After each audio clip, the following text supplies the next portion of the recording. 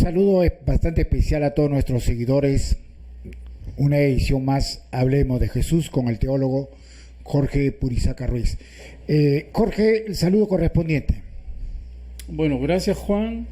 Mi saludo a todos los teleaudientes y también empezamos porque hemos estado con problemas un poco de salud, pero estamos superándolos y hoy vamos a empezar retomando el programa Hablemos de Jesús. Haz un resumen de tu 14º programa Hablemos de Jesús el Cristo. El 13º, hoy vamos al 14º, pero tratamos el ministerio en Galilea, que era la profecía sustentada en Isaías y luego confirmada en San Mateo, capítulo 2, versículo 14 al 16. ¿Qué cosa nos demostró la profecía? Que el ministerio del Señor Jesucristo no solamente era para Israel, sino para todas las naciones. ¿Y con qué propósito? ¿Cuál fue la aplicación? Que el único que reconcilia a la humanidad con Dios es el Señor Jesucristo. ¿Cuál es el nombre de esta 14ª profecía concerniente al Redentor, tanto en su promesa como en su cumplimiento? Estamos hablando de Jesús y hoy vamos a hablar de Jesús como el profeta por excelencia. Vamos a tomar la profecía de Deuteronomio capítulo 18 versículo 15 que dice, está hablando Moisés a los seguidores de Moisés, porque hay muchos seguidores de Moisés. Profeta de en medio de ti, le está diciendo a Israel, de tus hermanos como yo, te levantará Jehová tu Dios, a él oiréis. Y el versículo 6 el versículo 14 del capítulo 6 de Juan dice, aquellos hombres entonces, viendo la señal que Jesús había hecho, dijeron, este verdaderamente es el profeta que había de venir al mundo. También miramos Juan capítulo 1 versículo 45 que dice, Felipe halló a Natanael y le dijo, hemos hallado a aquel de quien escribió Moisés en la ley, así como los profetas, a Jesús, el hijo de José de Nazaret. Y finalmente, Hechos de los Apóstoles, capítulo 3, versículo del 19 al 26, está hablando el apóstol Pedro en el pórtico de Salomón. ¿Y qué va a decir de Jesús? Así que arrepentíos y convertíos para que sean borrados vuestros pecados, para que vengan de la presencia del Señor tiempos de refrigerio, y Él envíe a Jesucristo que os fue antes anunciado, a quien de cierto es necesario que el cielo reciba hasta los tiempos de la restauración de todas las cosas, de que habló Dios por boca de sus santos profetas que han sido desde el tiempo antiguo. Porque Moisés dijo a los padres, el Señor vuestro Dios os levantará profeta de entre vuestros hermanos, como a mí. A él oiréis en todas las cosas que os hable. Está citando ahí la cita de Deuteronomio capítulo 18. Versículo 15, el apóstol está citando a Moisés y todos los profetas desde Samuel en adelante, cuanto han hablado, también han anunciado estos días. Vosotros sois los hijos de los profetas y del pacto que Dios hizo con nuestros padres, diciendo a Abraham, en tu simiente, Jesús, serán benditas todas las familias de la tierra. A vosotros primeramente Dios, habiendo levantado a su Hijo, lo envió para que os bendijese, a fin de que cada uno se convierta de su maldad. ¿Cuáles son las palabras más importantes en esta 14ª profecía?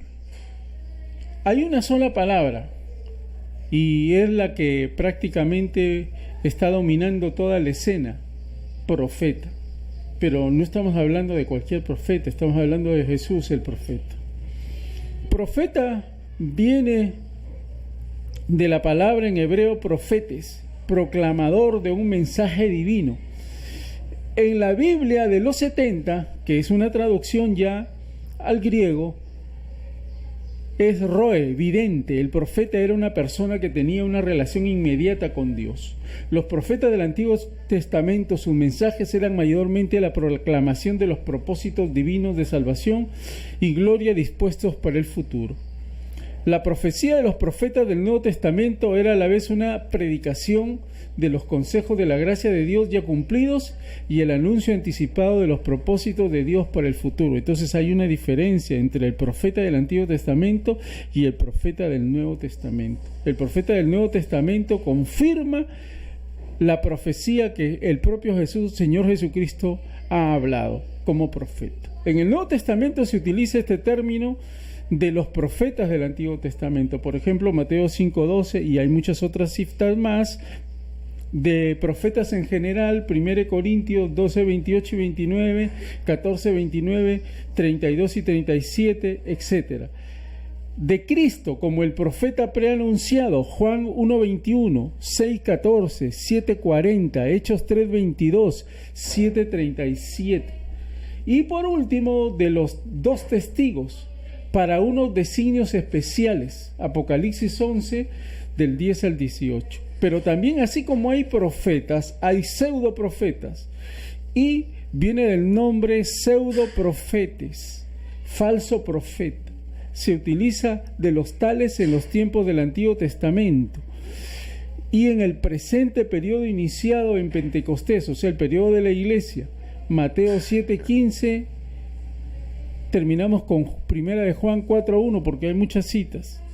Y por último, con referencia a un falso profeta destinado a surgir con el apoyo de la bestia al finalizar esta era, Apocalipsis 16:13, 19:20, 20:10, siendo este mismo falso profeta descrito como otra bestia. ¿Cuál es la interpretación de esta 14ª profecía del Salvador? Indudablemente que la palabra profeta se trata de una de las palabras más importantes, y también es importante que la aclaremos. ¿Por qué? Porque esta palabra está mal utilizada. Y entonces, ¿cuál es el máximo profeta? Jesús. ¿Nadie le puede hacer sombra? No, nadie le puede hacer sombra. Pero sin embargo, muchos están, ¿qué cosa? Muchos están chocando con la piedra, que es Jesús, el máximo profeta. Entonces por ahí le quieren dar la misma equivalencia a Moisés como profeta, y le quieren dar la misma. Por ejemplo, hay un movimiento que se llama Mormones, lo digo con su nombre, dicen que su profeta máximo es José de Smith, y lo ponen a la altura de Jesús el Cristo, falso profeta. Y no podemos tampoco decir que el ministerio de Moisés está a la altura del ministerio de Jesús, porque el ministerio de Moisés era un ministerio temporal. Pablo lo llama de muerte, Pablo lo llama sin gloria o de poca gloria, y sin embargo el ministerio de Jesús está por encima de todo. Entonces, que nos quede claro que el máximo profeta es Jesús. Y entonces, si el máximo profeta es Jesús, que es el profeta del nuevo pacto, ¿cómo ustedes se imaginan que tenemos que hacerle caso a Moisés? ¿Cómo se imaginan que tenemos que hacerle caso a Joseph Smith? O por ahí de repente alguien se aloca y dice que en su congregación hay un profeta que viene a anunciarnos cosas distintas. ¿Qué es lo que hemos aprendido? Que el profeta del Nuevo Testamento confirma la profecía de Jesús. Si aparece por ahí una persona que dice que ha recibido una revelación distinta a la que ha anunciado Jesús, ¿cómo lo podríamos calificar? Como de falso profeta. Entonces, el profeta máximo es Jesús. ¿Y a quién hay que escuchar? ¿Qué ha dicho Moisés de Jesús? Un profeta va a ser levantado, le dice al pueblo de Israel, un profeta va a ser levantado. Y ese profeta hay que escucharlo. Mayor que yo, dice Moisés. Y el que no lo escuche será desarraigado. Escuche bien, el que no escucha a Jesús será desarraigado. Ahora se lo estoy mostrando como profeta, porque en los estudios anteriores estoy diciéndole que Jesús es juez y que va a juzgar a vivos y a muertos. Porque a veces también nosotros decimos, no, aquí se paga todo, ¿no? Como decía nuestro poeta jayancano, don Adrián, ¿no? Porque me acabo de enterar que su nombre era Adriano, sí, pero los que lo promocionaron le dijeron, tu nombre artístico es Adrián, ¿no? Así es importante aclararlo, ¿no? Adrián Quirós. Entonces, Adrián Quirós sacó una canción que dice, porque todo se paga aquí. Bueno, tenía muy buenas intenciones porque era muy buen compositor y arreglista, pero si lo pasamos por el filtro de las Sagradas Escrituras, no. Todos vamos a comparecer un día delante del juez, y ese juez es Jesús de Nazaret. Vaya preparándose, lo crea o no lo crea, un día va a pasar delante del Rey, delante del juez, delante del gran profeta, el Señor Jesucristo. Entonces, Jesús es el máximo profeta, por si acaso. Pero ojo, Jesús también dijo en el 11:11 de Mateo que de los nacidos de mujer no hay un profeta mayor que Juan el Bautista. ¿Qué quiso decir Jesús? Lo dejó claro, que de los nacidos de mujer, de los nacidos que se les ha dado una naturaleza humana, no ha habido un mayor profeta que Juan el Bautista. Pero el máximo profeta es Jesús, porque Jesús vino ¿de dónde? Del cielo. Entendamos eso, Jesús vino del cielo. Y cuando le preguntan a Jesús, pero tú no dices que conoces al Padre, sí, porque nadie ha visto al Padre sino el que ha estado con él, y yo he venido del cielo y por eso conozco al Padre. Dejó estupefactos a todos. Jesús vino del cielo. Entonces, ¿a qué vino? La vez pasada lo expliqué. ¿A qué vino el ángel a ponerle en el vientre de María? El embrión de Jesús. Jesús vino del cielo. Y hay muchas citas que dicen eso.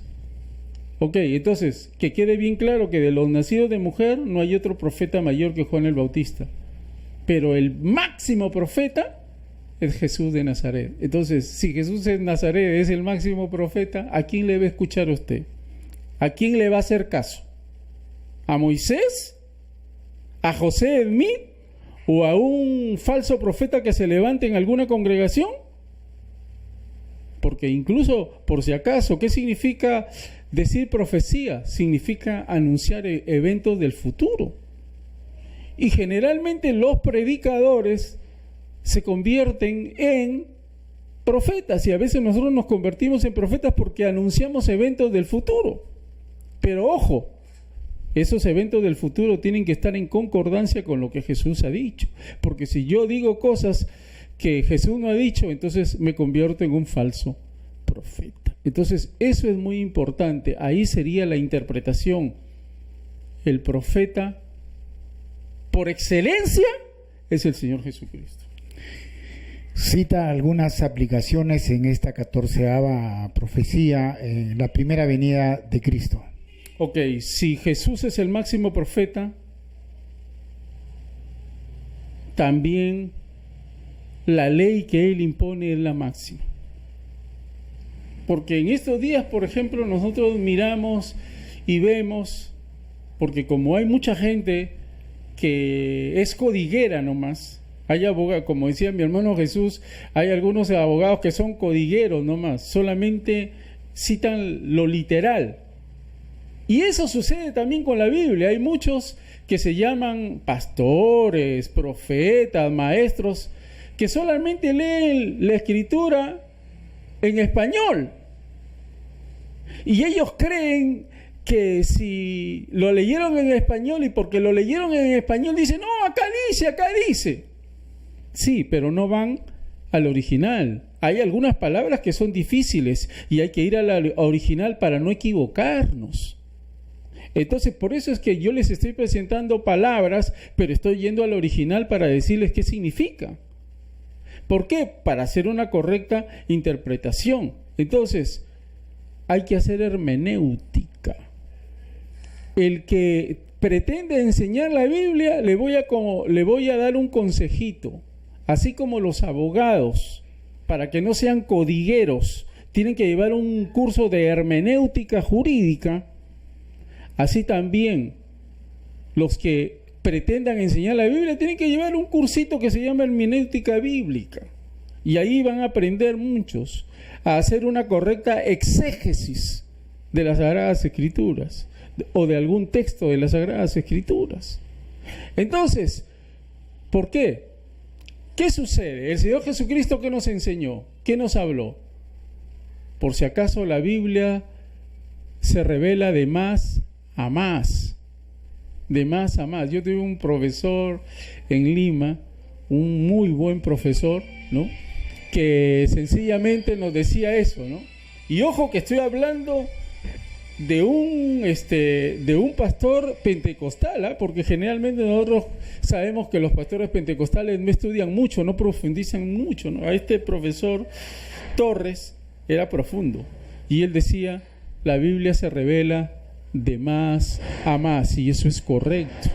Entonces, lo que reveló Moisés era sombra. Lo que reveló Jesús fue la perfección. ¿Cómo andaba el pueblo con la ley de Moisés? En tinieblas. Dice la Escritura, el pueblo que andaba en tinieblas vio gran luz. Esa luz le resplandeció. ¿Y quién es esa luz? Jesús. Entonces, la aplicación para entenderlo, ¿cuál es la doctrina que vale? ¿La de Moisés o la de Jesús? E indudablemente que la de Jesús, porque está por encima de todo. Jesús dijo, si Moisés dijo esto, yo le digo esto. Si Moisés sencillamente decía y iba a los hechos, yo voy a los pensamientos. Si Moisés decía, no adulterarás, no mentirás, no desearás la mujer de tu prójimo, y se refería a hechos, Jesús va a pensamientos. Pero yo digo, Jesús pone la valla más alta todavía, porque Jesús dice, el que deseare a una mujer en su corazón, ya adulteró. Entonces Jesús pone la valla más alta. Entonces la doctrina de Jesús es perfecta. ¿A qué doctrina nos vamos a ceñir? ¿A la de Moisés o a la de Jesús? Lo que pasa es de que en la doctrina de Jesús hay la asistencia del Espíritu Santo de manera permanente, y el Espíritu Santo nos va guiando a la verdad. Entonces, ¿con quién nos quedamos? La aplicación sería, nos quedamos con la doctrina de Cristo. Y la doctrina de Cristo tiene una ley suprema que se llama la ley del amor, y está resumida en 2 mandamientos: amarás al Señor tu Dios con todo tu corazón, con toda tu alma, con todas tus fuerzas, y a tu prójimo como a ti mismo. De estos 2 mandamientos depende toda la ley y los profetas. Y entonces, si yo voy a amar a Dios sobre todas las cosas, entonces también, si yo lo amo, tengo que adorarlo, y para adorarlo tengo que hacerlo en espíritu y en verdad. No se puede hacer de otra manera. Hay que adorarlo a Dios en espíritu y en verdad. Entonces, ¿con qué doctrina nos quedamos? Aplicación. La doctrina que manda, la doctrina sencillamente que nos va a permitir el acceso al reino de los cielos, es la doctrina del Señor Jesucristo, porque es la revelación máxima del máximo profeta. La venida de Cristo es muy pronto, pero en las escrituras bíblicas habla que antes de venir Cristo habrán anticristos. ¿Cómo lo defines esto? Sí, y hay que definir la palabra Cristo.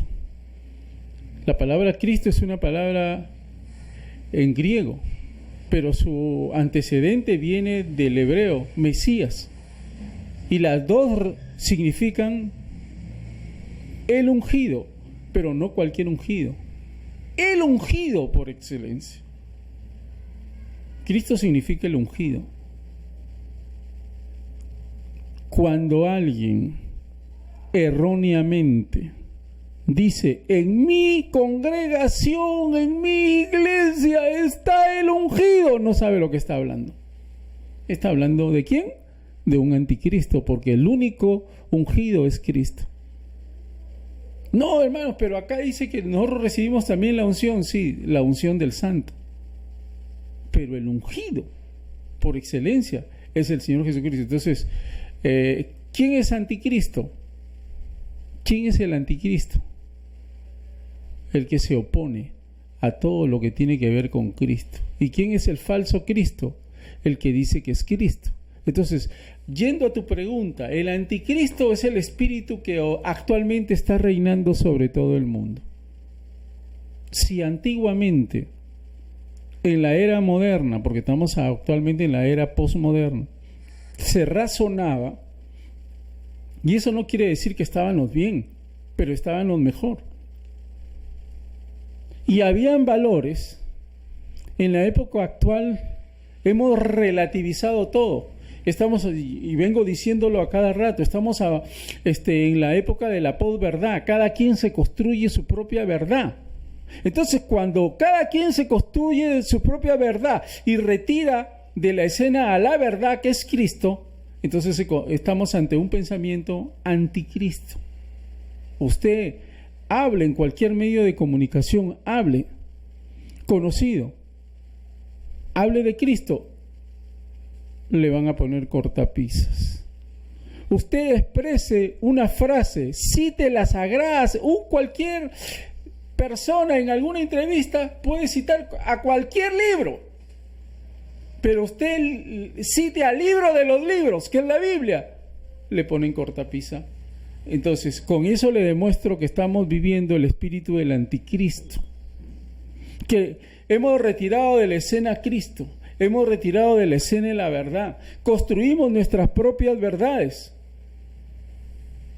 Entonces, ¿eso se cumple de verdad? Sí, es un cumplimiento, ¿no? Entonces, ¿estamos en los últimos tiempos? Claro que sí.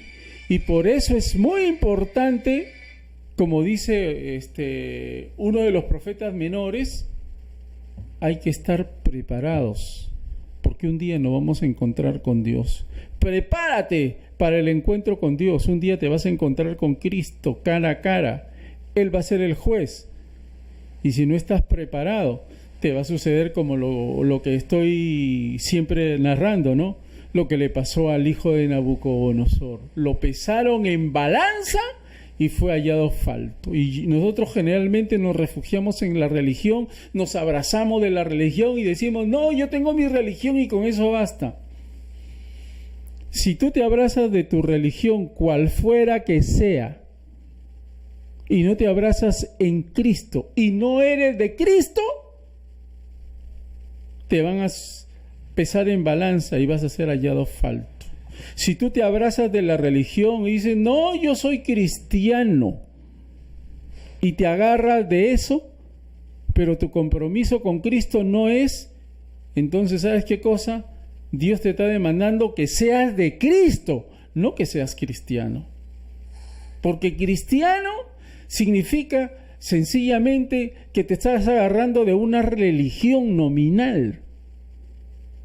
Ser de Cristo significa que eres devoto de Cristo las 24 horas del día, y que andas en la luz, y que andas en la verdad, y que no tienes un espíritu religioso, y no te paras golpeando el pecho, y no eres como el fariseo que decía, yo ayuno 2 veces a la semana y doy diezmos de todo lo que gano. Así andan los religiosos. Un día vamos a hablar de los diezmos, que no existen en realidad, no se aplican. ¿Es bíblico los diezmos? Sí, pero se aplicaban en el tiempo de Moisés, pero ahora nos quieren trasladar lo de Moisés a la iglesia. Y nunca han leído, hay mucha gente que nunca ha leído el capítulo 58 de Isaías, que habla del verdadero ayuno. Ahí está. Yo los mando a todos los religiosos de esta época que se paran, que se golpean el pecho como los fariseos, que dicen que ayunan más de 2 veces a la semana. Yo los mando ahí, lean el capítulo 58 de Isaías y entiendan qué significa el verdadero ayuno. Pero como no leen, pues, y como tienen gente que sencillamente ni siquiera va al original de la Biblia, les engañan, pues. Y entonces les va a suceder como cuando los religiosos de la época le dijeron a Jesús: Jesús, pero tus discípulos no ayunan. Y entonces Jesús le dijo: es que están con el esposo y va a haber el momento en que van a ayunar. Pero él no se estaba refiriendo solo al ayuno físico, se estaba refiriendo sencillamente que iban a ayunar, iban a dejar sus intereses y se iban a poner al servicio de la justicia de Dios. Entonces, estamos ante mucha falsedad, estamos ante mucha religiosidad, estamos ante mucho fariseo, y esos fariseos le hacen mucho daño a lo que significa la verdad del Evangelio. Por eso que un día Jesús dijo: el tiempo se acabó, el reino de los cielos se ha acercado, arrepiéntete y cree en el Evangelio. No dijo arrepiéntete y cree en la religión, no, arrepiéntete y cree en el Evangelio, que son las buenas nuevas de salvación que trajo Jesús. ¿Y Jesús a qué vino? A que seamos adoradores de Dios. Jesús vino a que seamos santos y fieles de Jesús. Jesús vino a que seamos sus seguidores, sus creyentes, sus discípulos. Jesús no vino a que seamos cristianos. A eso no vino Jesús. Porque nuestro apóstol, lo mando, ¿quién es nuestro apóstol de los gentiles? Pablo. Lo cito a Pablo. Lea las 13 cartas de Pablo y avergüénceme, si desea, avergüénceme y diga a dónde Pablo dice que nosotros somos cristianos. Eso quiero que me digan. Pero eso sí, Pablo sí dice que somos santos y fieles en Cristo Jesús.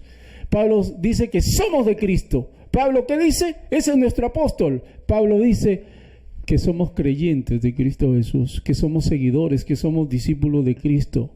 Desárnese, no se deje engañar. Salga de las tinieblas y venga a la luz de Jesús. Deje la religión, que eso es tinieblas. El soldado, en esa película del soldado romano, y con eso termino, el soldado romano decía: cuando el ser humano ha estado tanto tiempo en las tinieblas, le es muy difícil ver la luz. Y así le sucede a muchos religiosos. Ha estado tanto tiempo, están tanto tiempo en la religión, sea cual fuere, ¿no? Porque hay algunos que ahí están, pues, ahí cómo los está dejando, por ejemplo, y con mucho respeto, cómo los está dejando a los nazarenos, la primera dama. A ver, ¿cómo los está dejando? Como calzoncillo de pescador, porque son religiosos. ¿Por qué no se atreve a decir la verdad? ¿Y qué hicieron los nazarenos? Se pelearon con todo el mundo, porque ellos querían una primera dama nazarena, decían ellos. Ahí está la religión, pues. Siguen en tinieblas. ¿De qué les vale? ¿De qué les vale decir somos evangélicos? Y yo de nuevo los desasno y les digo: díganme dónde está en la Biblia la palabra evangélico o evangélica. Ya les estoy diciendo dos cosas y usted se está agarrado de eso. Y entonces, ¿dónde está? En las tinieblas. Y como dice el soldado romano, estamos tanto tiempo en las tinieblas que se nos hace imposible ver la luz. Las tinieblas es todo aquello que te aparta de Dios. Jesús lo dijo así para los religiosos, para que lo entiendan. 23:15, ustedes recorren mar y tierra en busca de un prosélito. Yo les digo, ¿quiénes les tocan las puertas casi los fines de semana y aparecen por ahí con sus libros, con sus folletos, con corbata, con maletín, ¿no? Y le tocan la puerta insistentemente hasta que salga. Están buscando prosélitos. ¿Y qué dice Jesús? Ustedes avanzan por mar y tierra en busca de prosélitos, y cuando lo encuentran los hace 2 veces hijos del infierno. Y usted me preguntará, ¿por qué Jesús está diciendo eso? Muy sencillo. Porque en primer lugar no tenían a Jesús. Cuando uno nace no tiene a Jesús. Está en tinieblas. Y si cae en las garras de la religión, la primera vez ya era hijo del infierno, porque estaba en tinieblas. Y si cae en las garras de la religión, se hizo 2 veces hijo del infierno. No lo digo yo, lo dice Jesús. Lea bien su Biblia. Por lo tanto, hay mucho anticristo. Hay mucho falso Cristo. Que Dios nos libre y que nos dé sabiduría y luz para poder vivir conforme a la verdad de Jesús. Amén. 5 minutos de reflexión con el teólogo Jorge Luis Purizaca Ruiz. Hasta la próxima edición. En nombre de Juan Sandoval, gracias. Dios me los bendiga a todos. Hasta la próxima. Amén. Bendiciones. Gracias. Ver otros estudios y suscribirte, porque ahí tengo ya subido toda la carta a los Efesios, que es la carta a la iglesia. Por favor, si usted no la ha visto, lea o mire esas lecciones, porque todos estamos llamados a ser santos. Este canal YouTube, Jorge Luis Purizaca Ruiz junto, así como aparece. Y también apoya, por favor, este ministerio. Y aquí sí voy a presentarte las citas de Proverbios 11, 24 y 25. Dice: hay quienes reparten y les es añadido más. Esa es la aritmética de Dios. Hay que repartir para ser añadidos más. Y hay quienes retienen más de lo que es justo, pero vienen a pobreza. La avaricia, lo que quiere decir el proverbista, trae pobreza más bien. El alma generosa será prosperada, y el que saciare, él también será saciado. Y hay que mirar también Gálatas, es una cita muy buena. Gálatas, en el capítulo número 6, miremos Gálatas en el capítulo 6, versículo del 6 al 9. El que es enseñado en la palabra, haga partícipe de toda cosa buena al que lo instruye. Si has sido bendecido por este estudio, haz lo que te dice la Escritura. No os engañéis, Dios no puede ser burlado, pues todo lo que el hombre sembrare, eso también segará. Por el que siembra para su carne, de la carne segará corrupción, mas el que siembra para el Espíritu, del Espíritu segará vida eterna. No nos cansemos, pues, de hacer el bien, porque a su tiempo segaremos si no desmayamos. Que la gracia de Dios que las riquezas de la gracia de Dios nos continúen bendiciendo en todo.